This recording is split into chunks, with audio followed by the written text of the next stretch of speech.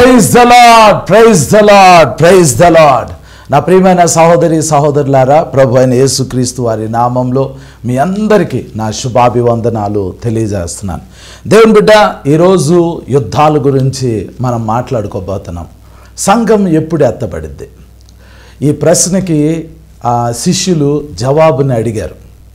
యేసు ప్రభుని అడిగారు, యేసయ్య, సంఘము ఎప్పుడు ఎత్తబడిద్ది? ఈ ప్రశ్న డైరెక్ట్గా లేదు.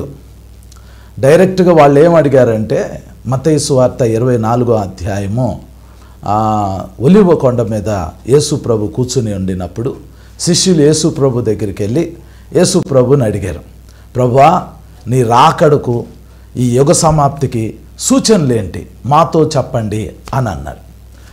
యేసు ప్రభు రాకడ, అలాగే యుగ సమాప్తి, ఈ రెండిటికి సూచనలు అడిగారు.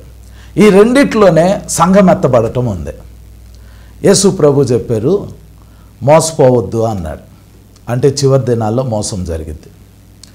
ఈ మాటలు చెప్పుకుంటా మత్తయి సువార్త 24వ అధ్యాయంలో కొన్ని సూచనలు చెప్పుకుంటా యేసు ప్రభు ఏం చెప్పారంటే, యుద్ధాలు, యుద్ధ సమాచారాలు మీరు వింటారు, వినబోదురు, మీరు కలవరపడకుండా చూసుకోండి అని చెప్పారు. సంఘం ఎత్తబడటానికి ముందు, యేసు ప్రభు రెండవ రాకడికి ముందు, యుగ సమాప్తికి ముందు యుద్ధాలు, యుద్ధ సమాచారాలు మనం వింటాం. ఇప్పుడు ఆల్రెడీ మనం యుద్ధాల గురించి వింటానే ఉన్నాం. యుద్ధాలు అనేవి అన్ని తరంలో, అన్ని కాలాల్లో ఉన్నాయి. అదేమి స్పెసిఫిక్ సూచన కాదు. యుద్ధాలు, యుద్ధ సమాచారాలు అనేది అన్ని కాలాల్లో ఉన్నాయి. అన్ని కాలాల్లో అంటే అబ్రహాం కాలంలో యుద్ధం జరిగింది, దావీదు కాలంలో యుద్ధం జరిగింది, యేసు ప్రభు కాలంలో యుద్ధం జరిగింది, పౌలు కాలంలో యుద్ధాలు జరిగినాయి, 10వ శతాబ్దంలో యుద్ధాలు జరిగినాయి, అన్ని శతాబ్దాల్లో యుద్ధాలు జరిగినాయి. యుద్ధాలని మనం బేస్ చేసుకుని యేసు ప్రభు సంఘం ఎత్తబడిద్ది, రాకడొచ్చిద్ది, యుగ సమాప్తి జరిగిద్ది అని మనం చెప్పలేం. కానీ బైబిల్లో కొన్ని యుద్ధాలు ఉన్నాయి. స్పెసిఫిక్గా దేవుని వాక్యము ప్రవచన రూపంగా చెప్పిన యుద్ధాలయ్యి. ఆ యుద్ధం గనక జరిగిందనుకోండి, సంఘం ఎత్తబడిద్ది. ఇప్పుడు ప్రపంచంలో చాలా చోట్ల యుద్ధాలు జరుగుతున్నాయి. స్పెసిఫిక్గా చూస్తే రష్యా ఉక్రెయిన్ వార్ జరుగుతుంది. చైనా ఫిలిపియన్స్ మీద, తైవాన్ మీద యుద్ధం చేస్తానంటుంది. మొన్న మధ్య నార్త్ కొరియా సౌత్ కొరియా మీద యుద్ధానికి సిద్ధపడుతుంది అని వార్తలు వచ్చినాయి. పుతిన్, రష్యా అధ్యక్షుడు పుతిన్ నార్త్ కొరియా అధ్యక్షుడిని కలిశాడు. నాకు ఆయుధాలు ఇవ్వు, నేను నీకు భోజనం ఇస్తాను అని చెప్పి ఇద్దరు ఒక నిబంధన చేసుకున్నారు. అన్ని ప్రదేశాల్లో యుద్ధాలకి దేశాలు సిద్ధపడుతున్నాయి. యుద్ధాలనేవి జరగబోతున్నాయి.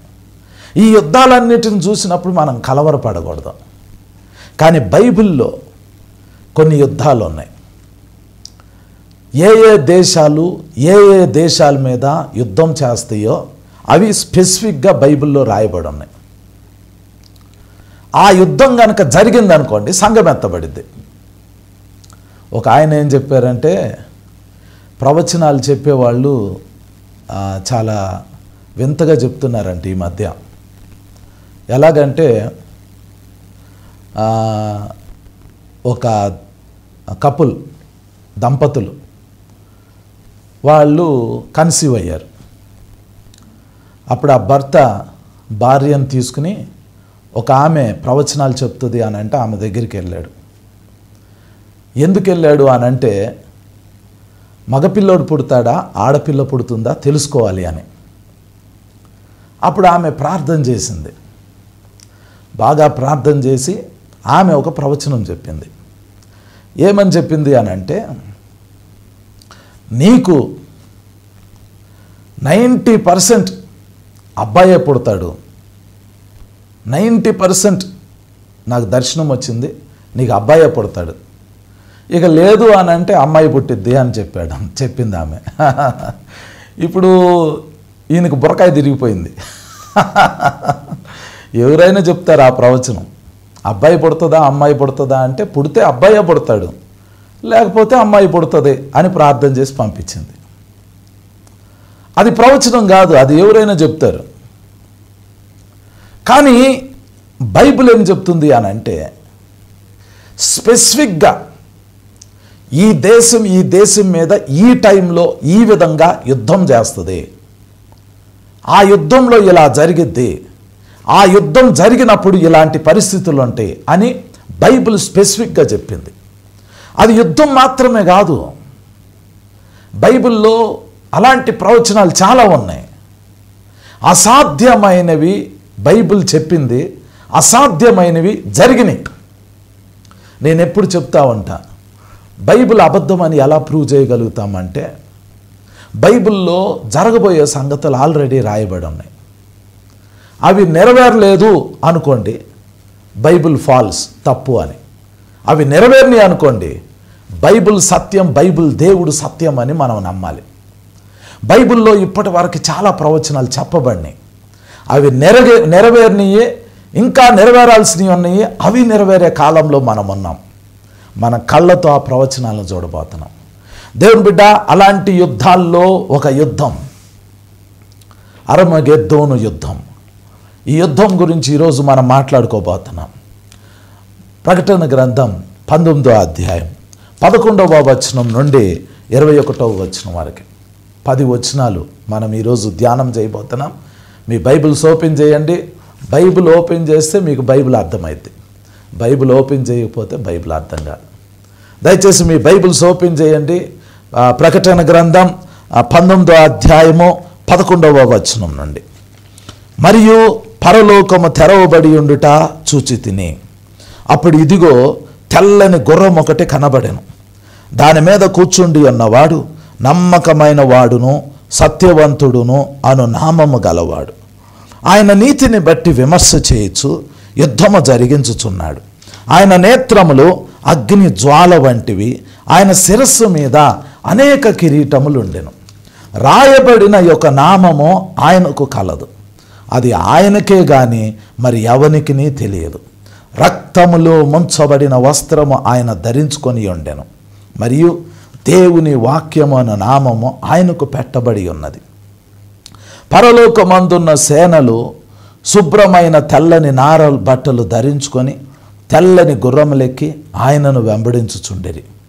జనములను కొట్టుటకై ఆయన నోట నుండి వాడిగల ఖడ్గము బయలువెడలుచున్నది. ఆయన ఇనుప దండముతో వారిని ఏలును. ఆయనే సర్వాధికారియగు దేవుని తీక్షణమైన ఉగ్రత అను మద్యపు తొట్టి త్రొక్కును. రాజులకు రాజును ప్రభువులకు ప్రభువును అను నామము ఆయన వస్త్రము మీదను తొడ మీదను రాయబడి ఉన్నది. మరియు ఒక దూత సూర్యబింబములో నిలిచియుండుట చూచితిని. అతడు గొప్ప శబ్దముతో ఆర్భాటించి, రండి, రాజుల మాంసమును సహస్రాధిపతుల మాంసమును బలిష్ఠుల మాంసమును గుర్రముల మాంసమును వాటి మీద కూర్చుండి ఉండు వారి మాంసమును, స్వతంత్రులదేమి దాసులదేమి కొద్దివారిదేమి గొప్పవారిదేమి అందరి యొక్క మాంసము తినుటకై దేవుని గొప్ప విందుకు కూడి రండని ఆకాశ మధ్యమందు ఎగురుచున్న సమస్త పక్షులను పిలిచెను.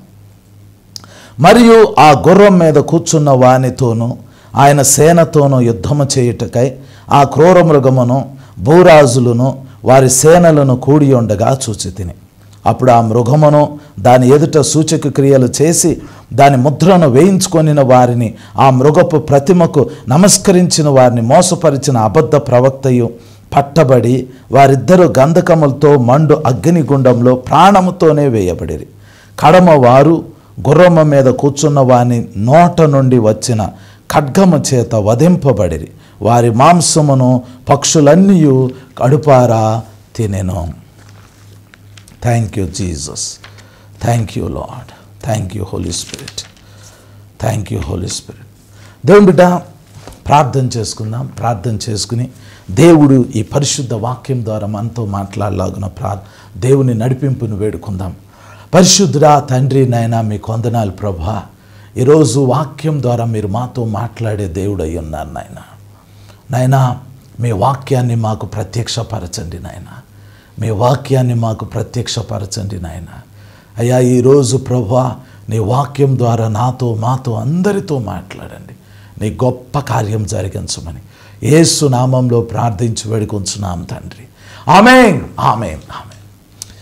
దేవుని బిడ్డ, మనం ఈ విషయాలన్నీ ఇప్పటి వరకు మాట్లాడుకున్నాము. యుద్ధాలు, యుద్ధ సమాచారాలు, యుద్ధం. ఇప్పుడు మనం అదే చూస్తున్నాం. ఇశ్రాయేలు దేశం మీద లెబనాన్ దేశం, పాలస్తీనా వాళ్ళు, గాజాలో ఉంటున్న వాళ్ళు, ఇరాక్ దేశం, ఇరాన్ దేశం,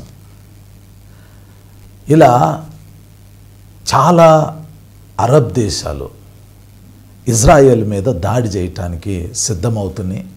ఆల్రెడీ యుద్ధం చేస్తున్నాయి.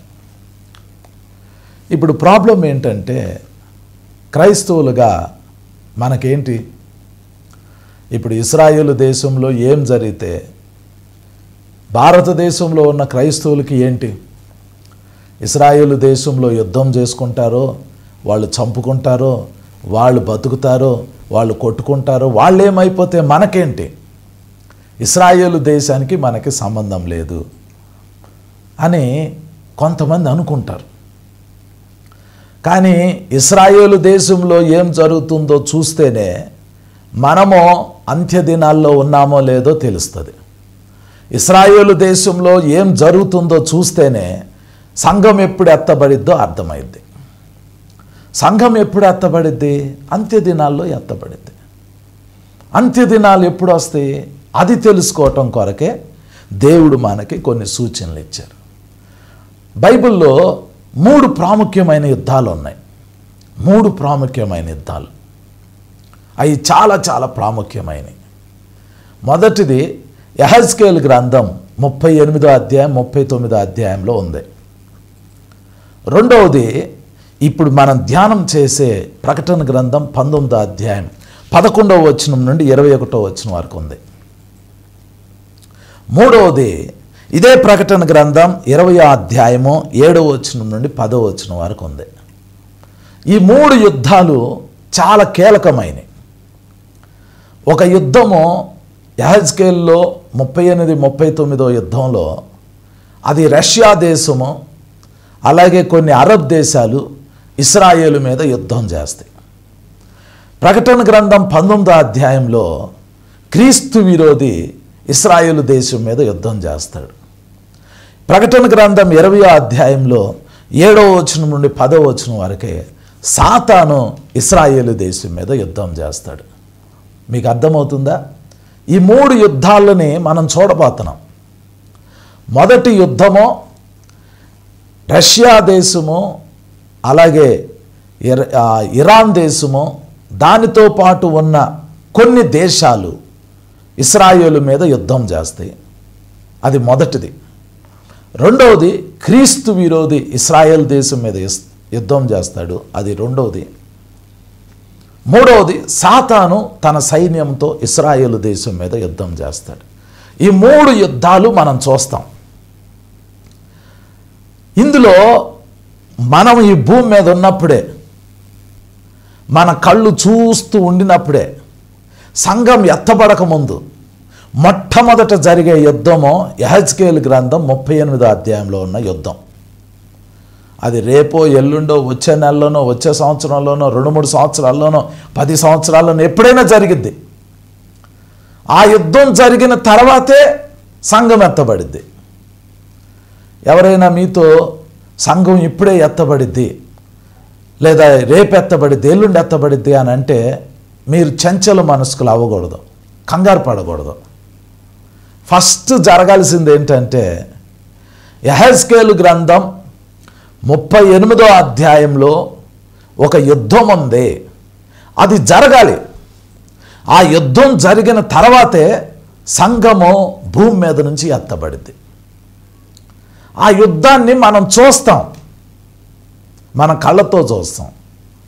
ఈ ప్రకటన గ్రంథం 19వ అధ్యాయంలో ఉన్న యుద్ధం మనం చేస్తాం, మనమే ఆ యుద్ధాన్ని చేస్తాం. రెండో యుద్ధం ప్రకటన గ్రంథం 19వ అధ్యాయంలో ఆ యుద్ధం మనం చేస్తాం. ఇక ప్రకటన గ్రంథం 20వ అధ్యాయము 7వ వచనం నుండి 10వ వచనం వరకు రాయబడిన యుద్ధంని తండ్రి అయిన దేవుడు చేస్తాడు. ఈ 3 యుద్ధాలు మీరు గుర్తుపెట్టుకోవాలి. ఒక యుద్ధాన్ని మనం చూస్తాం, ఒక యుద్ధాన్ని మనం చేస్తాం, ఒక యుద్ధం తండ్రి అయిన దేవుడు చేస్తాడు. మనం యుద్ధం చేయబోతున్నాం. మీరు ముసలోళ్ళైనా, మీరు కుర్రోళ్ళైనా, మీరు మంచంలో ఉండినా, మీకు వ్యాధులు ఉండినా, రోగాలు ఉండినా, ఏదైనా ఇప్పుడు పరిస్థితుల్లో ఒక అద్భుతమైన విషయం ఏంటంటే దేవుడు మనల్ని గుర్రాల మీద ఎక్కించి ఖడ్గాలు ఇచ్చి తిరిగి యుద్ధానికి తీసుకొస్తాడు. యేసు ప్రభు యుద్ధానికి తీసుకొస్తాడు. మీకు ఒక మాట చెబుతాను. కొంతమంది ముసలోళ్ళు 110 సంవత్సరాలు కూడా బతుకుతున్నారు. కొన్ని ప్రాంతాల్లో 120 సంవత్సరాలు కూడా బతుకుతున్నారు. వాళ్ళు మంచంలో ఉన్నారు. ఇప్పుడు వీక్ అయిపోయారు, రక్షణ పొందారు. వాళ్ళు చచ్చిపోయారు అనుకోండి, వాళ్ళు పరలోకం వెళ్తారు. యేసు ప్రభువు యుద్ధానికి ఈ భూమి మీదకి వచ్చేటప్పుడు ఆ ముసలోళ్ళను కూడా యేసు ప్రభు వెంట పెట్టుకుని తీసుకొస్తాడు. ఆ ముసలోళ్ళు ఎలా వస్తారు? గుర్రాల మీద కూర్చుని వస్తారు. మరి పరలోకం వెళ్తే మరి ముసలోళ్ళు లాగా ఉంటారా? దీనికి ఒక అద్భుతమైన ఆన్సర్ ఉంది. ఆదాముని దేవుడు సృష్టించినప్పుడు ఆదాముని ఒక చిన్న శిశువుగా సృష్టించాల. ఆదాముని 30 సంవత్సరాల యవనస్తుడిగా సృష్టించాడు.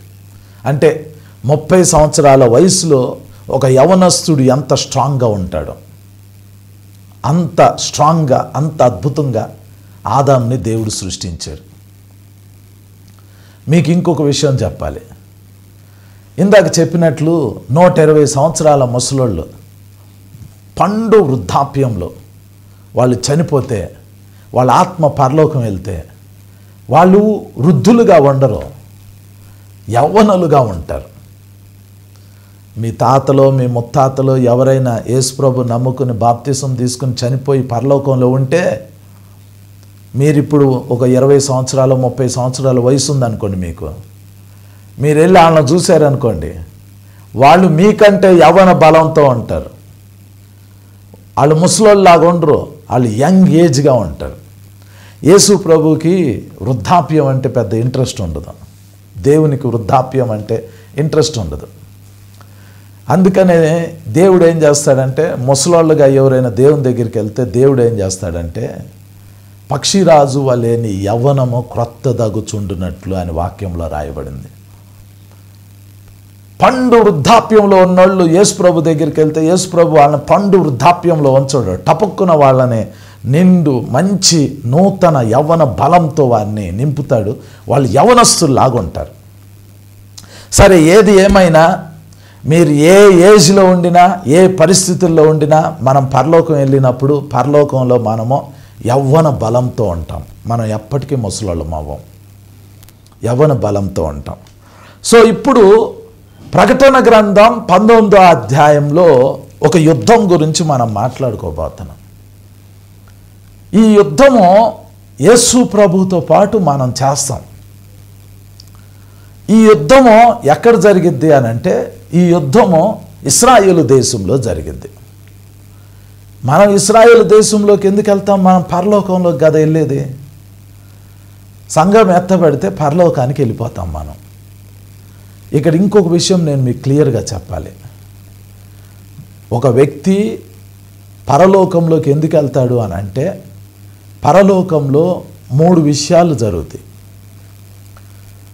పరలోకంలోకి మనం వెళ్ళిన ఫస్ట్ డే, ఏ రోజైతే సంఘం ఎత్తబడిద్దో, సంఘం ఎత్తబడినప్పుడు పాత నిబంధనలో ఉన్న భక్తులు, కొత్త నిబంధనలో ఉన్న భక్తులు, మనం అందరం కలిసి చనిపోయిన బతికి ఉన్న దేవుని బోర వినినప్పుడు, సంఘం ఎత్తబడినప్పుడు మనం భూమి మీద నుంచి ఎత్తబడి పరలోకంలోకి వెళ్ళిపోతాం. వెళ్ళిన వెంటనే అక్కడ తండ్రి అయిన దేవుణ్ణి కలుసుకుంటాం, యేసుప్రభుని కలుసుకుంటాం, పరిశుద్ధాత్మతో నింపబడతాం. ఆ స్థలం అంతా మనం పరిశీలనగా చూస్తాం, ఆనందిస్తాం. అయిపోయిన తర్వాత ఏం జరిగిద్దంటే, కొరింథీయులకు రాసిన 2వ పత్రిక 5వ అధ్యాయం 10వ వచనం ప్రకారం తీర్పు జరిగింది. ఏం తీర్పు జరిగింది?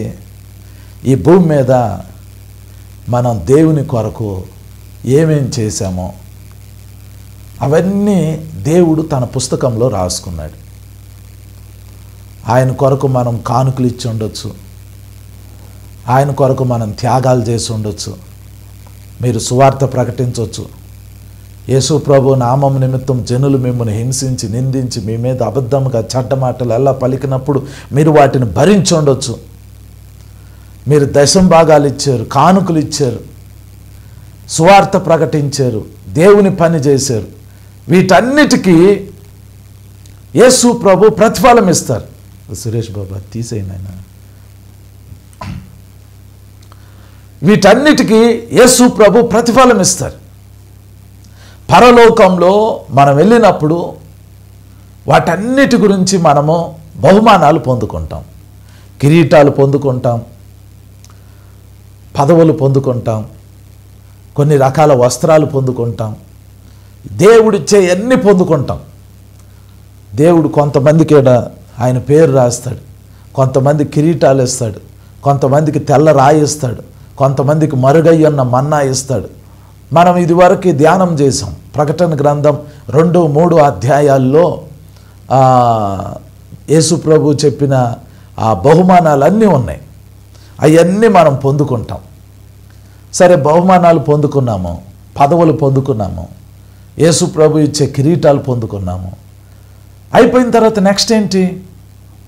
నెక్స్ట్ పరలోకంలో గొర్రెపిల్ల వివాహ మహోత్సవం జరిగింది. దాని గురించి మనము ప్రకటన గ్రంథం 19వ అధ్యాయం నుంచి 1వ వచనం నుండి 10వ వచనం వరకు మనం ధ్యానం చేసాం. యేసు ప్రభుకి సంఘానికి వివాహం జరిగింది. ఆ సంఘంలో పాత నిబంధన భక్తులు ఉంటారు, కొత్త నిబంధన భక్తులు ఉంటారు. ఇది ఒక సంఘం, కన్యక వధువు సంఘం. పాత నిబంధన కొత్త నిబంధన వ్యక్తులందరూ కలిసినప్పుడు వధువు సంఘంగా మార్చబడి క్రీస్తుతో వివాహం జరిగింది పరలోకంలో. వివాహ మహోత్సవం అనేది 2వ ఘట్టం. వివాహం అయిపోయింది. వివాహం అయిపోయిన తర్వాత ఏం జరిగింది? ఇక్కడ ఒక మిస్టరీ ఉంది, అద్భుతమైన మిస్టరీ ఉంది. నేను ఒక వచనం చదువుతాను. ద్వితీయోపదేశకాండం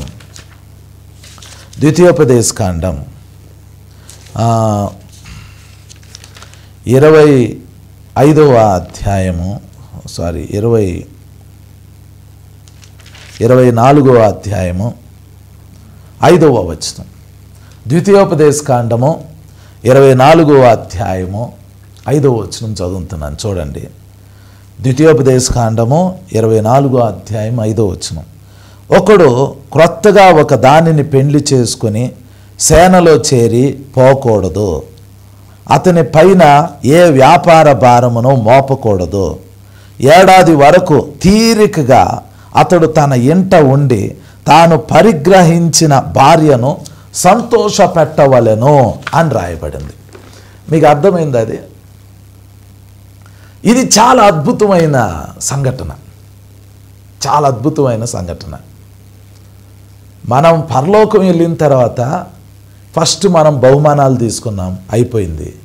రెండోది వివాహ మహోత్సవం జరిగింది. సంఘానికి యేసు ప్రభుకి వివాహం జరిగింది. జరిగిన వెంటనే పరలోకంలో ఏమవుతుందంటే యేసు ప్రభు మనల్ని సంతోషపరచాలి. యేసు ప్రభు యుద్ధానికి రాకూడదు. వెంటనే యేసు ప్రభు వివాహ మహోత్సవం జరిగిన తర్వాత భూమి మీద అర్మగెద్దోను యుద్ధం ఉంది. కానీ ఆ యుద్ధం చేయటానికి యేసు ప్రభు వెంటనే రాకూడదు. మనల్ని తీసుకుని పరలోకంలో కొన్ని రోజులు పెట్టాలి. ఏం చేస్తారు యేసు ప్రభు? పరలోకంలో మనల్ని అక్కడ పెట్టి మనల్ని ఆనందింపజేయాలి. మీకు అర్థమవుతుందా? ద్వితీయోపదేశకాండం 24వ అధ్యాయం 5వ వచనంలో ఒకడు క్రొత్తగా ఒక దానిని పెండ్లి చేసుకొని సేనలో చేరి పోకూడదు. సంఘం ఎత్తబడిన తర్వాత పరలోకంలో యేసు ప్రభుతోటి సంఘానికి వివాహం జరిగిన తర్వాత వెంటనే యేసు ప్రభు మనందరిని వెంట పెట్టుకుని భూమి మీదకి వచ్చి భూమి మీద యుద్ధంలో పాల్గొనకూడదు. పరలోకంలో వివాహం జరిగిన తర్వాత యేసు ప్రభువు మనల్ని పరలోకంలో పెట్టి కొన్ని రోజులు ఆయన పరలోకంలో ఉండాలి. కొంతమంది ఏం చెప్తారు అని అంటే, సేవకులు వాళ్ళకి తెలియదు పాపం, ఏమని చెప్తారు అని అంటే, ఈ భూమి శాశ్వతమైనది కాదు, మనం ఈ భూమి మీద శాశ్వతంగా ఉండము, పరలోకమే శాశ్వతమైనది, మనం పరలోకంలో పర్మనెంట్గా ఉంటాము, పరలోకం దేవుడు ఉంటాడు అని చెప్తారు. కాదది, పరలోకం అనేది శాశ్వతం కాదు. పరలోకం అనేది మనకు సంబంధించింది కాదు. పరలోకం అనే దాన్ని దేవుడు మన కోసం సృష్టించలేదు. సంఘం ఎత్తబడినప్పుడు మనం పరలోకం వెళ్తాము, పరలోకంలో బహుమానాలు తీసుకుంటాము, పరలోకంలో యేసు ప్రభుతో వివాహం జరిగిద్ది. కానీ మనం పర్మనెంట్గా పరలోకంలో ఉండము. పరలోకంలో హనీమూన్ జరిగిద్ది. వివాహం అయిపోయిన తర్వాత హనీమూన్ జరుగుతుంది. ఆ వచనం మళ్ళీ చూడండి, ఇది ద్వితీయోపదేశ కాండం 24వ అధ్యాయము 5వ వచనము. ఒకడు క్రొత్తగా ఒక దానిని పెండ్లి చేసుకొని సేనలో చేరిపోకూడదు. మరి భూమి మీద యుద్ధం చేయాలి. యేసు ప్రభు వచ్చి సంఘం ఎత్తబడిద్ది, పరలోకం వెళ్ళిద్ది. మళ్ళీ సంఘాన్ని వెంట పెట్టుకుని యేసు ప్రభు భూమి మీదకి వచ్చి యుద్ధం చేయాలి, అరమగెద్దోని యుద్ధం చేయాలి. కానీ ఆ యుద్ధానికి ముందు మనం పరలోకం వెళ్ళినప్పుడు, మనకి యేసు ప్రభుకి వివాహం జరిగినప్పుడు, సంఘానికి యేసు ప్రభుకి వివాహం జరిగినప్పుడు, యేసు ప్రభు యుద్ధం చేయటానికి భూమి మీదకి వెంటనే రాకూడదు. యేసు ప్రభుకి సంఘానికి వివాహం అయింది కాబట్టి కొన్ని దినాలు యేసు ప్రభు పరలోకంలోనే ఉండాలి. మనం కూడా కొన్ని దినాలు పరలోకంలో ఉండాలి. మనం ఏం చేస్తాము? తర్వాత వచనం చూడండి, ద్వితీయోపదేశ కాండం 24వ అధ్యాయము 5వ వచనం. ఒకడు క్రొత్తగా ఒక దానిని పెండ్లి చేసుకొని సేనలో చేరిపోకూడదు, అతని పైన ఏ వ్యాపార భారమునో మోపకూడదు. మీకు ఒక విషయం చెప్పనా, మీరు ఇప్పుడు యేసు ప్రభు దగ్గరికి పరలోకంలోకి వెళ్ళారు అనుకోండి, యేసు ప్రభు వారు శరీరధారిగా ఇప్పుడు ఈ భూమి మీద లేరు. యేసు ప్రభు వారు శరీరధారిగా ఇప్పుడు ఈ భూమి మీద లేరు. యేసు ప్రభు వారు శరీరధారిగా పరలోకంలో ఉన్నారు. మీరు యేసు ప్రభు శరీరాన్ని ఇప్పుడు ఈ భూమి మీద ఎక్కడ చూస్తారు? యేసు ప్రభు పుట్టింది బెత్లెహేంలో, పెరిగింది నజరేతులో, చనిపోయింది యెరూషలేములో, సమాధి చేయబడింది యెరూషలేములో. మూడవ రోజు సమాధిని, మరణాన్ని యేసు ప్రభు జయించి ఆయన తిరిగి లేచి అందరూ చూస్తూ ఉండగా ఆయన పరలోకానికి వెళ్ళిపోయారు. ఇప్పుడు యేసు ప్రభు ఎక్కడున్నారు అని అంటే, యేసు ప్రభు పరలోకంలో ఉన్నారు. యేసు ప్రభు వారు ఈ భూమి మీద లేరు. యేసు ప్రభు వారు పరలోకంలో ఉన్నారు. ఇప్పుడు యేసు ప్రభు పరలోకానికి వెళ్ళి 2000 సంవత్సరాలు అవుతుంది.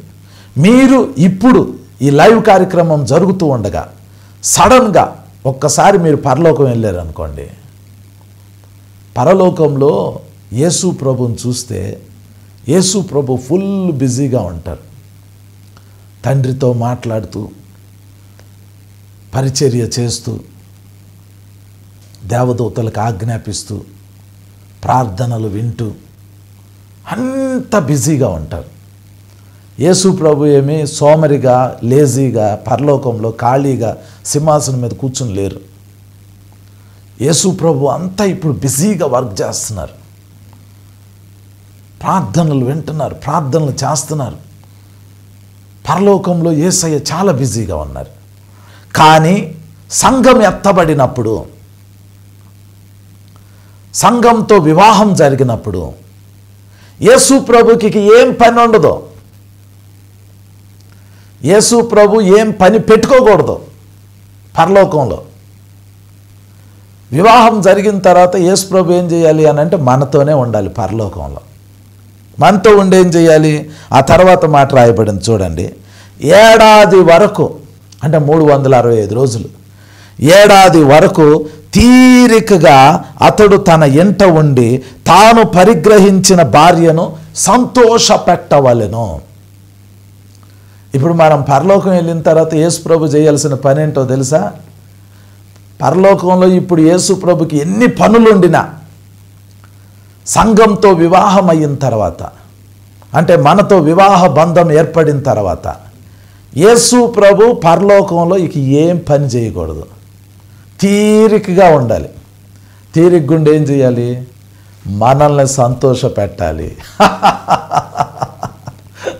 తప్పదిక మరి యేసు ప్రభు పరిస్థితి ఏంటి అని అంటే, ఏడాది వరకు భూమి మీద ఏం జరిగిద్దో, భూమి మీద క్రీస్తు విరోధి ఏం చేస్తూ ఉంటాడో, ఇశ్రాయేలీలు ఏమవుతారో, ఇవన్నీ యేసు ప్రభు మైండ్లో నుంచి ఒక ఏడాది పాటు పక్కన పెట్టేయాలి.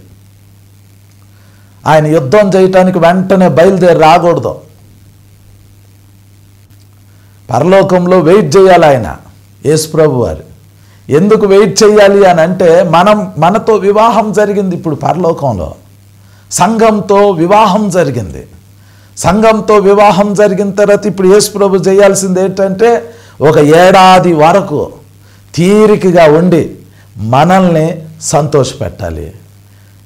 ఇప్పుడు అది ఎంత అద్భుతమైన భాగ్యమో చూడండి. మనం పరలోకంలోకి వెళ్ళాం, పరలోకంలో బహుమానాలు పొందుకుంటాం, పరలోకంలో యేసు ప్రభుతో వివాహం జరిగింది. ఆ తర్వాత యేసు ప్రభు వారు తీరికగా ఉండి మనతోటి సమయాన్ని గడుపుతూ మనల్ని సంతోషపరుస్తూ ఏడాది వరకు మనతోనే ఉండాలి. మీకు ఒక అద్భుతమైన విషయం చెబుతాను చూడండి. మనం దేవుణ్ణి సంతోషపరచడం కాదు, ఆ 1 year ఉంది చూడండి, అది హనీమూన్ పీరియడ్ అంటారు. కొత్తగా వివాహమైన జంట ఆ 1 సంవత్సరం పాటు బాధ్యత అంతా భర్తదే. సంతోషపరచాలి మనల్ని. మనం ఏం అడిగితే అది ఇవ్వాలి, మనం ఏం చేస్తే అది చేయాలి. ప్రభు మనకు ఆనందాన్ని కలిగించాలి. అక్కడ పరలోకంలో అసలు యేసు ప్రభుని చూడటమే ఆనందం, పరలోకమే ఒక అద్భుతం. ఆ పరలోకంలో యేసు ప్రభుని చూడటం మాత్రమే కాకుండా 365 రోజులు, అంటే ఒక ఏడాది పాటు యేసు ప్రభు మనల్ని సంతోషపరచాలి. పరలోకంలో ఎన్నో ప్రాబ్లమ్స్ ఉండుండొచ్చు. దేవదూతలు ఆ ఫైల్స్ అన్ని తీసుకుని యేసు ప్రభు దగ్గరికి వచ్చి, అయ్యా ఇదిగో ఇక్కడ ఈ ప్రాబ్లం ఉంది, ఇట్లా ఉంది అని చెప్పినా యేసు ప్రభు అయ్యి వినరు. పరలోకంలో ఎంత పెద్ద ప్రాబ్లం ఉండినా, భూమి మీద ఎంత పెద్ద ప్రాబ్లం ఉండినా, ఆ టైంలో యేసు ప్రభు వర్క్ చేయకూడదు. తీరికగా ఉండి మనల్ని సంతోషపరచాలి, మిమ్మల్ని సంతోషపరచాలి, నన్ను సంతోషపరచాలి. ఆ సంతోషం జరిగేంత వరకు, ఆ హనీమూన్ పీరియడ్ అయ్యేంత వరకు యేసు ప్రభు పరలోకం నుండి భూమి మీదకి రాడు. ఆ పీరియడ్ అయ్యేంత వరకు మనం పరలోకం నుండి భూమి మీదకి రాము. ఆ పీరియడ్ అయిపోయింది. కొంతకాలం అయిపోయిన తర్వాత, ఒక ఏడాది అయిపోయిన తర్వాత ఆ పీరియడ్ అయిపోయింది. అయిపోయిన తర్వాత అప్పుడు సంఘాన్ని యుద్ధానికి యేసయ్య ప్రిపేర్ చేస్తారు. అప్పుడు యేసు ప్రభు చెబుతారు మనకు పరలోకంలో, భూమి మీద ఇశ్రాయేలు దేశాన్ని క్రీస్తు విరోధి అటాక్ చేస్తున్నాడు, ఇప్పుడు మనం యుద్ధానికి వెళ్ళాలి అని అంటారు. యుద్ధం ఎందుకు వస్తుంది? యుద్ధం ఎందుకు వచ్చింది అని అంటే, ఇశ్రాయేలీలు ఈరోజు యేసు ప్రభుని నమ్మట్లా. ఈరోజే కాదు, యేసు ప్రభుని ఇశ్రాయేలీలు 2000 సంవత్సరాల క్రితం కూడా నమ్మలేదు. ఒక వచనం చదువుతాను. మత్తయి సువార్త 23వ అధ్యాయం. మత్తయి సువార్త 23వ అధ్యాయము 37వ వచనం. మత్తయి సువార్త 23వ అధ్యాయము 37వ వచనం చదువుతున్నాను చూడండి. యెరూషలేమా యెరూషలేమా, ప్రవక్తలను చంపుచూను నీ యొద్దకు పంపబడిన వారిని రాళ్లతో కొట్టుచూను ఉండుదానా, కోడి తన పిల్లలను రెక్కల క్రిందకి ఎలాగూ చేర్చుకొనునో అలాగే నేనును నీ పిల్లలను ఎన్నో మార్లు చేర్చుకొనవలెనని యుంటిని గాని మీరు వల్లకపోతిరి. ఇదిగో మీ ఇల్లు మీకు విడవబడి ఉన్నది. ఇది మొదలుకొని ప్రభువు పేరట వచ్చువాడు స్తుతింపబడునుగాక అని మీరు చెప్పు వరకు నన్ను చూడరని మీతో చెప్పుచున్నాను అని చెప్పారు. ఇక్కడ వాక్యం ఏం చెప్తుంది అని అంటే, యేసు ప్రభు ఇశ్రాయేలీలకి తానే వాళ్ళ మెస్సయ్య అని, తానే వాళ్ళు రాజని, తానే వాళ్ళ రక్షకుడని ధర్మశాస్త్రంలో, ప్రవక్తల గ్రంథాల్లో, కీర్తనల గ్రంథాల్లో వాళ్ళ కొరకు ఒక మెస్సయ్య పంపబడతాడని ప్రవచనాల్లో రాయబడి ఉంది. ఆ మెస్సయ్య తానే అని యేసు ప్రభు తనను తాను ఇశ్రాయేలీలకి ప్రజెంట్ చేసుకున్నాడు, ఇశ్రాయేలీలకి చూపించాడు. తండ్రి ప్రామిస్ చేసిన రాజు, ఇశ్రాయేలు రాజు తానే అని యేసు ప్రభు ప్రత్యక్షపరుచుకున్నాడు. కానీ ఇశ్రాయేలీలు నువ్వు మా రాజువు కాదు, నీవు దేవుని కుమారుడు కాదు, నువ్వు మెస్సయ్యావి కాదు, నీకు దయ్యం పట్టింది, నీకు బయల్జేబు పట్టింది, నీవు వడ్లవాని కుమారుడివి. యేసు ప్రభుని వాళ్ళు కించపరిచి, ఇశ్రాయేలీయులు 2000 సంవత్సరాల క్రితం యేసు ప్రభుని నమ్మకుండా తమ గ్రంథాల్లో, అంటే ధర్మశాస్త్రంలో, ప్రవక్తల గ్రంథాల్లో, కీర్తనల గ్రంథాల్లో రాయబడిన ప్రవచనాలన్నీ యేసు ప్రభువులో నెరవేర్తని అని వాళ్ళు గ్రహించకుండా, వాళ్ళ మెస్సయ్య ఆయనే అని తెలుసుకోకుండా యేసు ప్రభుని సిలువేశారు. ఆ సిలువ వేయబడే ఆఖరి దినాల్లో, ఆఖరి వారంలో యేసు ప్రభు ఒలివ కొండ మీదకి వెళ్ళి కూర్చున్నారు యెరూషలేములో. ఆ కొండ మీద కూర్చుని ఎగ్జాక్ట్గా దాని వైపు చూస్తా, యెరూషలేం వైపు చూస్తా యేసు ప్రభు కళ్ళంటి నీళ్లు పెట్టుకుని ఏడ్చేశారు. యేసు ప్రభు చెప్పారు, యెరూషలేమా యెరూషలేమా, ప్రవక్తలను చంపేదానా, నీ దగ్గరికి పంపబడిన వాళ్ళని రాళ్లతో కొట్టేదానా, నేను నిన్ను ఎన్నోసార్లు కోడి తన పిల్లలను తన రెక్కల కిందకి ఎలాగో చేర్చుకునిద్దో అలాగ చేర్చుకోవాలని ట్రై చేశాను, కానీ నువ్వు వినలా. కాబట్టి నేను నిన్ను విడిచిపెట్టేసేస్తున్నాను. మీరు నన్ను సిలువేస్తారు, మీరు నన్ను చంపేస్తారు, నేను నా ప్రాణం పెడతాను, నేను చనిపోయి పునరుద్ధానుడై వెళ్ళిపోతాను. మీకు రక్షకుడు కావాలి అని అంటే మీరు నన్ను పిలిచేంత వరకు నేను మరలా మీ దగ్గరికి రాను అని చెప్పారు. అదే వచనం, అది మళ్ళీ చదువుతున్నాను చూడండి. ప్రకటన గ్రంథం 23వ అధ్యాయము 39వ వచనం. ప్రకటన గ్రంథం 23వ అధ్యాయము 39వ వచనం. ఇది మొదలుకొని ప్రభువు పేరట వచ్చువాడు స్తుతింపబడునుగాక అని మీరు చెప్పు వరకు నన్ను చూడరని మీతో చెప్పుచున్నాను అని చెప్పారు. అంటే అర్థం ఏంటి అని అంటే,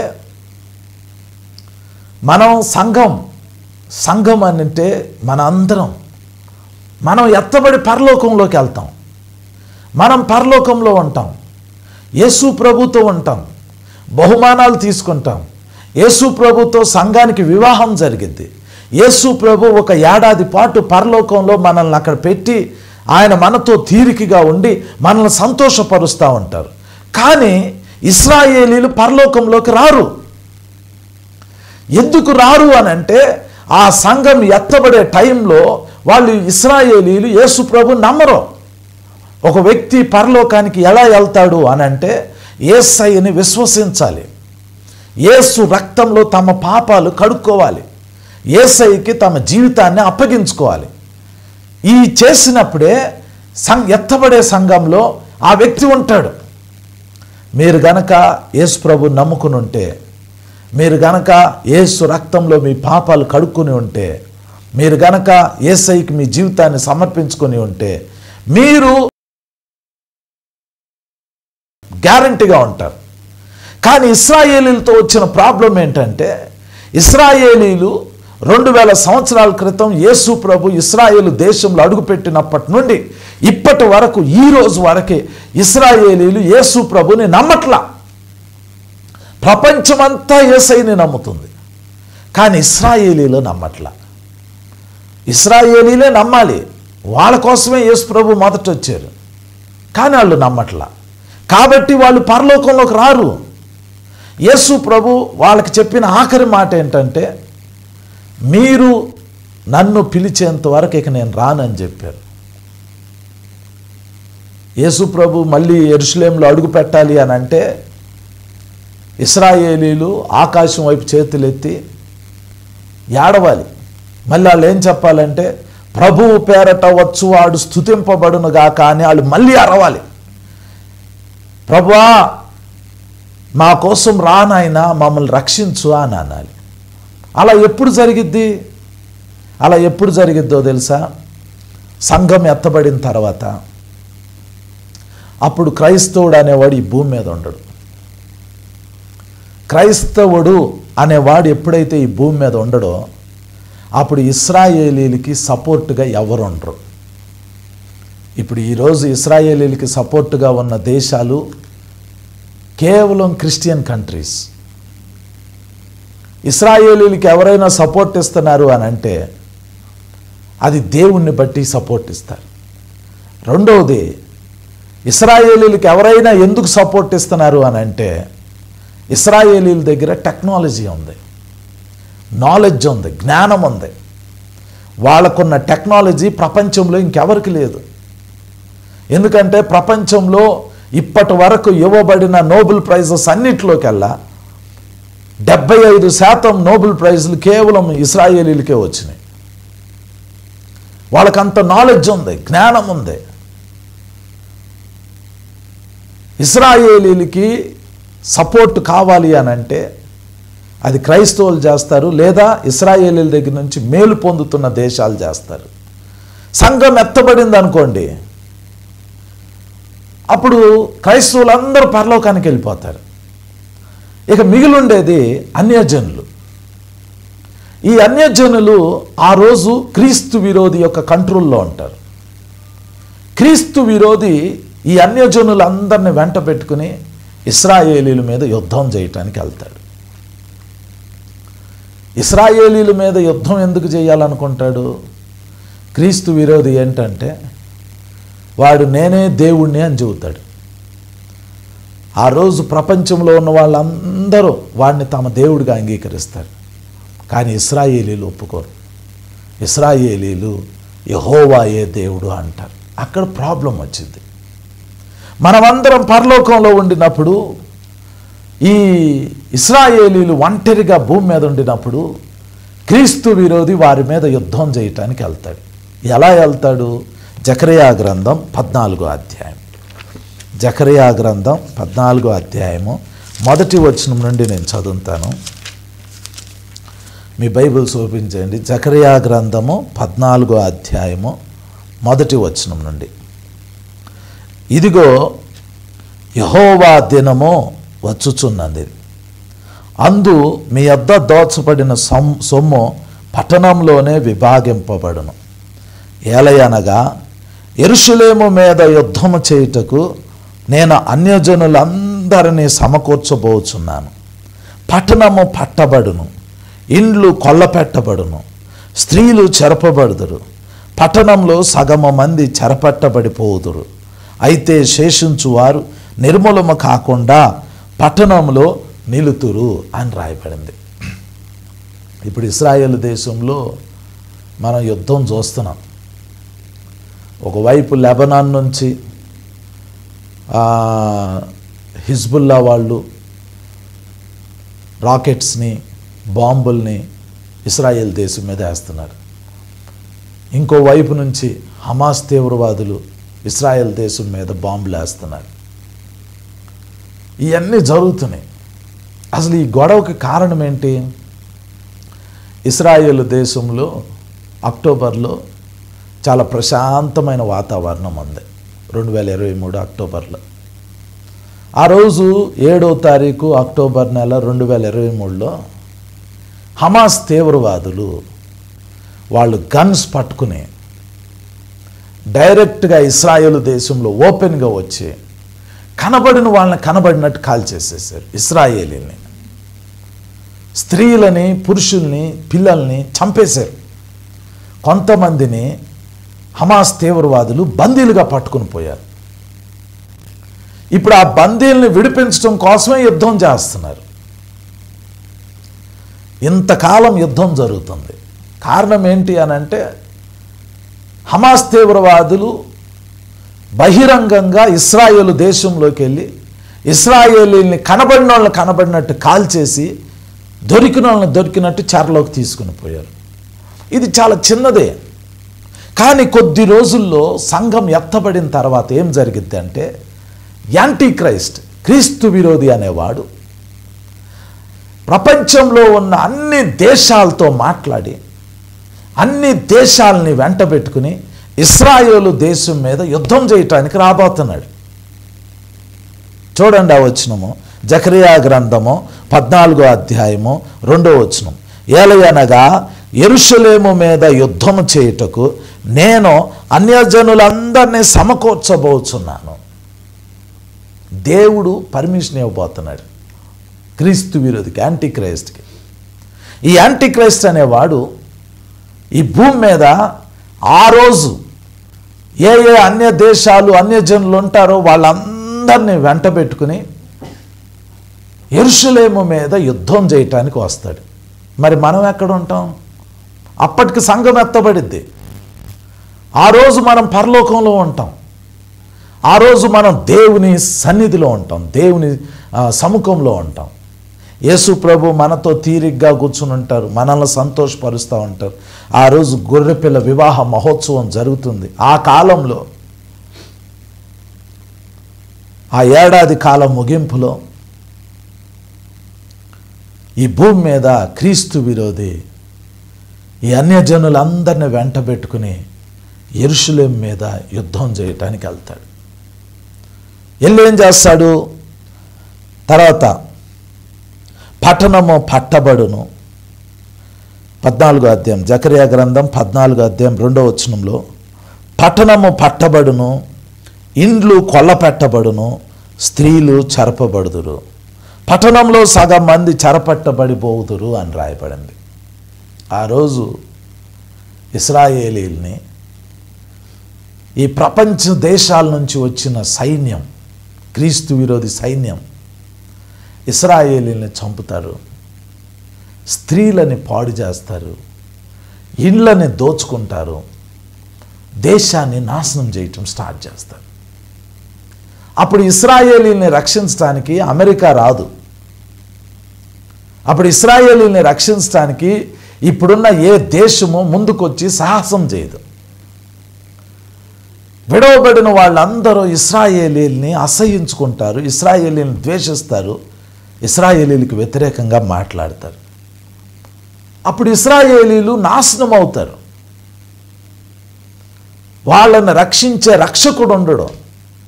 అప్పుడు ఇశ్రాయేలీలు ఆకాశం వైపు చేతులెత్తి ప్రార్థన చేస్తారు.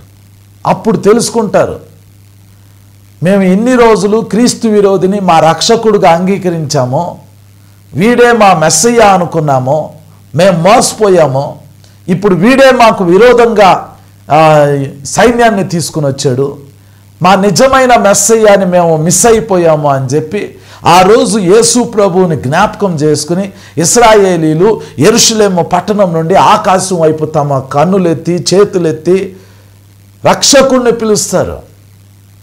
యేసయ్యా, 2000 సంవత్సరాల క్రితమో మీరు మమ్మల్ని రక్షించడానికి వచ్చారు. ఆ రోజు కోడి తన పిల్లల్ని తన రెక్కల కిందకి ఎలాగో చేర్చుకొనిద్దో మీరు అలా చేర్చుకోవాలని అనుకున్నారు, కానీ మేము నీ మాట వినలేదు.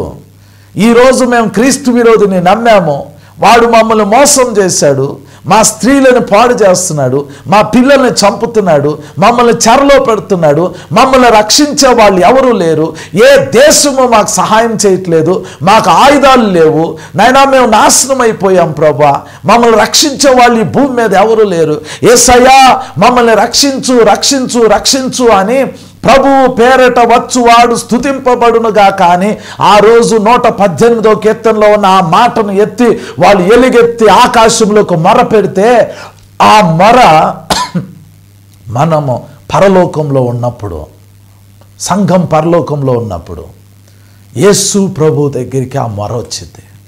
అప్పుడు యేసు ప్రభు ఏం చేస్తారో తెలుసా? అప్పుడు ఆ పరలోకంలో ఉన్న ఆ సంఘాన్ని వెంట పెట్టుకుని భూమి మీదకు వస్తారు. అప్పటికి వివాహం అయిపోయింది, హనీమూన్ పీరియడ్ అయిపోయింది, మనం బహుమానాలు తీసుకుంటాం. ఆ రోజు అప్పుడు యేసు ప్రభు మనతో చెబుతారు, భూమి మీద అబ్రాహాము, ఇస్సాకు, యాకోబు సంతతి అయిన ఇశ్రాయేలీలు నా బిడ్డలు, వాళ్ళని క్రీస్తు విరోధి అటాక్ చేశాడు, మనం వెళ్దాం రండి అని యేసు ప్రభు మనల్ని వెంట పెట్టుకుని పరలోకం నుండి భూమి మీదకు తీసుకొస్తారు. అప్పుడు ఈ యుద్ధం జరిగిద్ది. ఇప్పుడు ప్రకటన గ్రంథం 19వ అధ్యాయం 11వ వచనం నేను చదువుతాను చూడండి. ప్రకటన గ్రంథం 19వ అధ్యాయము 11వ వచనం ఇక్కడ రాయబడింది, మరియు పరలోకము తెరవబడి ఉండుట చూచి తిని, అప్పుడు ఇదిగో తెల్లని గుర్రం ఒకటి కనబడెను. ఇప్పుడు పరలోకం నుండి యేసు ప్రభు బయలుదేరబోతున్నారు. పరలోకం నుండి యేసు ప్రభు బయలుదేరేది ఎందుకు అని అంటే, భూమి మీద ఇశ్రాయేలీల మీద క్రీస్తు విరోధి తన సైన్యంతో దాడి చేస్తున్నారు. ఇశ్రాయేలీలు దేవునికి మొరపెట్టారు. అప్పుడు యేసు ప్రభు పరలోకంలో తెల్లని గుర్రం ఎక్కి యేసు ప్రభు బయలుదేరుతున్నాడు. ఏం రాయబడింది? మరియు పరలోకము తెరవబడి ఉండుట చూచి తిని, అప్పుడు ఇదిగో తెల్లని గుర్రం ఒకటి కనబడెను, దాని మీద కూర్చుండి ఉన్నవాడు నమ్మకమైన వాడును సత్యవంతుడును అను నామము గలవాడు. యేసు ప్రభు పేర్లయ్యే, నమ్మకమైన వాడు, సత్యవంతుడు. యేసు ప్రభు ఆ తెల్లని గుర్రం మీద కూర్చొని రాబోతున్నాడు. ఆయన నీతిని బట్టి విమర్శ చేయుచు యుద్ధము జరిగించుచున్నాడు. యేసు ప్రభు యుద్ధం చేయబోతున్నాడు. ఆ రోజు తెల్లని గుర్రం మీద ఎక్కి పరలోకం నుండి యేసయ్య బయలుదేరబోతున్నాడు. ఆ రోజు యేసు ప్రభు పేరు నమ్మకమైన వాడు, సత్యవంతుడు, నీతిని బట్టి విమర్శ చేయుచు యుద్ధం చేయవాడు అని. 12వ వచనం చూడండి, ఆయన నేత్రములు అగ్ని జ్వాల వంటివి. యేసయ్య కళ్ళు చాలా ప్యూర్గా ఉంటాయి. యేసు ప్రభుని ఎవరైనా ఇప్పుడు చూస్తే ఆయన ఒక గొర్రె పిల్లగా చూస్తారు, కానీ ఆయన గుర్రం ఎక్కి బయలుదేరి వచ్చేటప్పుడు ఆయన్ని యోధా గోత్రపు సింహంగా చూస్తారు. ఆయన కళ్ళు అగ్ని జ్వాల వంటివి. తర్వాత ఏం రాయబడింది? ఆయన శిరస్సు మీద అనేక కిరీటములు ఉండెను. పరలోకం వెళ్ళినప్పుడు మనకి జీవ కిరీటం ఉండిద్ది, మహిమా కిరీటం ఉండిద్ది, అలా చాలా కిరీటాలు ఉంటాయి. 7 రకాల కిరీటాలు బైబిల్ చెబుతుంది. 5 రకాల కిరీటాలు ఉన్నాయి. యేసు ప్రభుకి అనేక కిరీటాలు ఇవ్వబడతాయి. ఆ కిరీటాలు పెట్టుకుంటారు. కిరీటం రాజరికానికి సూచన. రాయబడిన యొక్క నామము ఆయనకు కలదు, అది ఆయనకే కానీ మరి ఎవరికి తెలియదు. అంటే దాని అర్థం ఏంటి? పేరును బట్టి పవర్ ఉంటుంది. తండ్రి అయిన దేవుడు యేసయ్యకి ఒక పవర్ ఇచ్చారు. ఆ నేమ్లో ఆ క్యారెక్టర్ ఉండిద్ది, ఆ నేమ్లో ఆ పవర్ ఉండిద్ది. ఆ పవర్తో యేసు ప్రభు రాబోతున్నారు. రక్తంలో ముంచబడిన వస్త్రము ఆయనకు, రక్తంలో ముంచబడిన వస్త్రం ఆయన ధరించుకొని ఉండెను, మరియు దేవుని వాక్యమను నామము ఆయనకు పెట్టబడి ఉన్నది. రక్తంలో ముంచబడిన వస్త్రము అంటే యేసు ప్రభువు ప్రతీకారం చేసేటప్పుడు ఆయన వస్త్రాలు రక్తంతో ఉండబోతున్నాయి. తన రక్తంతో మన వస్త్రాలని తెలుపు చేశారు. క్రీస్తు విరోధి యొక్క సైన్యాన్ని, ఈ భూమి మీద ఉన్న అన్యాయాన్ని చితక్కొట్టేటప్పుడు యేసు ప్రభు వస్త్రాలు రక్తంతో ఉండబోతున్నాయి. తర్వాత యేసు ప్రభుకున్న ఇంకొక పేరు దేవుని వాక్యం. 14వ వచనం, పరలోకమందున్న సేనలు శుభ్రమైన తెల్లని నారబట్టలు ధరించుకొని తెల్లని గుర్రములెక్కి ఆయనను వెంబడించుచుండిరి. ఇది మన గురించి. పరలోకంలో ఉన్న సేనలు అని అంటే మనం ఎత్తబడిన సంఘం, బహుమానాలు పొందిన సంఘం, క్రీస్తుతో వివాహమైన సంఘం, యేసు ప్రభుతో ఏడాది పాటు తీరికగా సంతోషంగా గడిపిన సంఘం ఇప్పుడు తెల్లని గుర్రాలెక్కి యుద్ధం చేయటానికి బయలుదేరతాం. మనము యేసయ్యతో పాటు భూమి మీదకు వస్తాం. యేసు ప్రభు వారు తెల్లని గుర్రం ఎక్కి బయలుదేరితే ఆయన వెనకాల మనందరం ఒక్కొక్కళ్ళం ఒక్కొక్క గుర్రం ఎక్కి ఆ ఆకాశం నుండి భూమి మీదకి దిగి వస్తాం. ఎక్కడికి వస్తామో మనం ఎత్తబడేటప్పుడు భూమి మీద ఎక్కడి నుంచి అయినా ఎత్తబడతాం. కానీ వచ్చేటప్పుడు మనం ఎక్కడి నుంచి వస్తామో తెలుసా? పరలోకం నుండి వస్తాం. ఎక్కడ ల్యాండ్ అవుతామో అంటే ఇప్పుడు జకరియా గ్రంథం 14వ అధ్యాయం.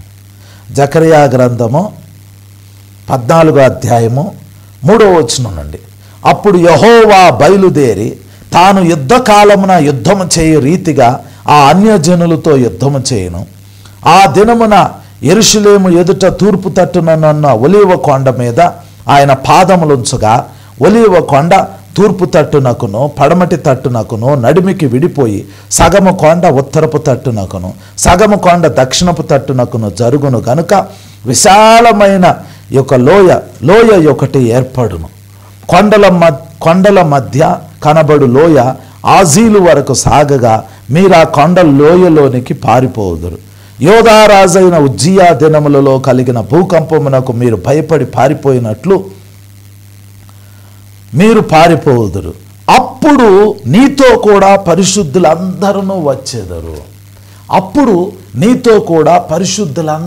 వచ్చేదరు. అంటే అర్థం ఏంటంటే, అప్పుడు నీతో కూడా పరిశుద్ధులందరూ వచ్చేదరంటే మనం గుర్రాలెక్కి యేసు ప్రభు గుర్రం ఎక్కి యేసు ప్రభు వెనకాల మనం తెల్లని గుర్రాలెక్కి అందరం కలిసి ఒలీవ కొండ మీదకు వస్తాం. ఇప్పుడున్న యెరూషలేములో ఉన్న ఒలీవ కొండ మీద యేసు ప్రభు పాదం పెట్టినప్పుడు ఒలీవ కొండ బద్దలైపోతుంది. ఆ కొండపైన మనం కూడా నిలబడతాం. అప్పుడు యేసు ప్రభు యుద్ధం చేస్తారు. మనం ఒలీవ కొండ మీద ల్యాండ్ అవుతాం. ప్రకటన గ్రంథం 19వ అధ్యాయము 15వ వచనం, జనములను కొట్టుటకై ఆయన నోట నుండి వాడిగల ఖడ్గము బయలువెడలుచున్నది. ఆయన ఇనుప దండంతో వారిని ఏలును. ఆయనే సర్వాధికారియగు దేవుని తీక్షణమైన ఉగ్రతను మధ్యపు తొట్టి త్రొక్కును. రాజులకు రాజును ప్రభువులకు ప్రభువును అను నామము ఆయన వస్త్రం మీదనో తొడ మీదనో రాయబడి ఉన్నది. ఆ రోజు యేసు ప్రభు రాజులకు రాజుగా ప్రభువులకు ప్రభువుగా ఒలీవ కొండ మీదకు వచ్చినప్పుడు, ఆయన మనల్ని వెంట పెట్టుకుని వచ్చినప్పుడు క్రీస్తు విరోధిని, వాడి సైన్యాన్ని చితక్కొట్టేస్తాడు యేసు ప్రభు. ఆ రోజు జరిగే యుద్ధమే అరమెగెద్దోని యుద్ధం. ఆ రోజు ఏం జరిగిద్దో తెలుసా? ఆకాశ పక్షులన్నిటినీ పిలుస్తారు. ఆ యుద్ధము 10 రోజులో 20 రోజులో నెల రోజులో జరగదు. ఆ యుద్ధం జస్ట్ ఒక క్షణంలో అయిపోతుంది. ఇశ్రాయేలు దేశాన్ని చుట్టుముట్టిన అన్ని దేశాలని యేసు ప్రభు తన నోటి నుంచి వచ్చే ఖడ్గంతో ఇనప దండం కొట్టినట్టు వాళ్ళని మొక్కచక్కలుగా కొట్టేసేసి ఖడ్గంతో వాళ్ళని చంపేసి ఒక్క సెకండ్లో మొత్తం యుద్ధాన్ని ఫినిష్ చేస్తారు. వాళ్ళ శరీరాలన్నీ అక్కడ పడిపోయి ఉంటాయి. అప్పుడేం జరిగిద్ది? 19వ అధ్యాయం 17వ వచనం ప్రకటన గ్రంథం, మరియు ఒక దూత సూర్యబింబంలో నిలిచి ఉండుట చూచితిని. అతడు గొప్ప శబ్దంతో ఆర్భాటించి, రండి, రాజుల మాంసమును సహస్రాధిపతుల మాంసమును బలిష్ఠుల మాంసమును గుర్రముల మాంసమును వాటి మీద కూర్చుండు వారి మాంసమును స్వతంత్రులదేమి దాసులదేమి కొద్దివారిదేమి గొప్పవారిదేమి, అందరి యొక్క మాంసమును తినుటకై దేవుని గొప్ప విందుకు కూడి రండని ఆకాశ మధ్యమందు ఎగురుచున్న సమస్త పక్షులను పిలిచెను. దేవుని బిడ్డ, ఆ రోజు ఏం జరిగిద్దంటే, వాళ్ళ డెడ్ బాడీస్ అన్నీ అక్కడ పడిపోయి ఉంటే క్రీస్తు విరోధి వాడి యొక్క సైన్యమే ఆకాశం నుండి పక్షులు వచ్చి ఆ శవాల్ని పీక్కు తింటాయి. మరి క్రీస్తు విరోధి వాడి ఆ అబద్ధ ప్రవక్త ఆ తర్వాత వచనం రాయబడింది 20వ వచనంలో, అప్పుడు ఆ మృగమును దాని ఎదుట సూచక్రియలు చేసి దాని ముద్ర వేయించుకొనిన వారిని, ఆ మృగపు ప్రతిమకు నమస్కరించిన వారిని మోసపరిచిన ఆ అబద్ధ ప్రవక్తయు పట్టబడి వారిద్దరూ గంధకంతో మండుచున్న అగ్నిగుండంలో ప్రాణముతోనే వేయబడిరి. అంతటితోటి యుద్ధం అయిపోయింది. క్రీస్తు విరోధిని అబద్ధ ప్రవక్తని పట్టుకుని అగ్నిగుండంలో వేస్తాడు. వాడి సైన్యాన్ని యేసు ప్రభు యుద్ధం చేసి తీసేస్తాడు. ఆకాశ పక్షులు వచ్చి ఆ మాంసాన్ని తింటాయి. ఆ తర్వాత ఈ భూమి మీద 1000 ఏళ్ల పరిపాలన జరిగింది. ఈ యుద్ధం మనం చేయబోతున్నాం. దేవుని బిడ్డ, ఎత్తబడి పరలోకంలోకి వెళ్ళటం, తర్వాత యేసు ప్రభుతో భూమి మీదకి రావటం, ఈ భూమి మీద 1000 ఏళ్ల పరిపాలన చాలా అద్భుతంగా ఉండిద్ది. దీని గురించి మరిన్ని వివరాలు నెక్స్ట్ లైవ్లో మనం తెలుసుకుందాం, ప్రార్థన చేసుకుందాం. పరిశుద్ధుడా తండ్రి, నాయన, ఈ సమయంలో ప్రభువా మీరు మాట్లాడిన ప్రతి మాటకై మీకు వందనాలు తండ్రి. మీ గొప్ప కార్యాలు మా జీవితాల్లో జరిగించినందుకు వందనాలు అయ్యా. రక్షణను బట్టి మీకు వందనాలు. ఇంకా రక్షణ లేని వారు ఎంతమంది అయితే ఉన్నారో ప్రభువా, ఆ బిడ్డలందరూ రక్షింపబడటానికి కృప చూపించమని నీ బిడ్డలు మీ హస్తానికి అప్పగించుకుంటూ యేసు నామంలో ప్రార్థించి వేడుకొంచున్నాం తండ్రి. ఆమేన్, ఆమేన్.